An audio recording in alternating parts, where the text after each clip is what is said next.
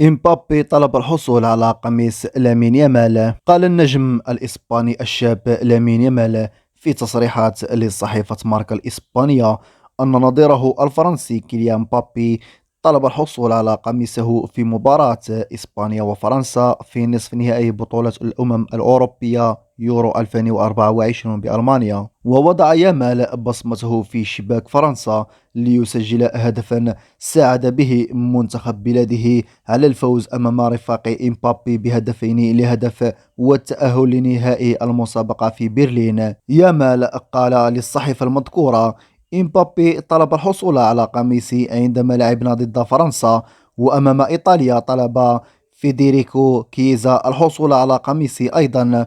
وأضاف لامين يامال: عندما انتصرنا على فرنسا وبلغنا النهائي كنت أشعر بحماس وعاطفة شديدتين لدرجة أني لم أكن أنتبه لما يحدث.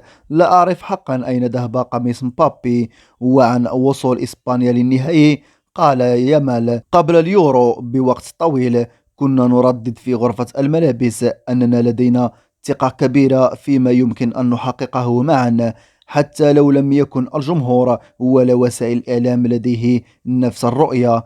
استغرق الأمر وقتا طويلا ليدرك الناس مدى قوة إسبانيا في اليورو. كانوا يستبعدوننا من أفضل 5 منتخبات في البطولة.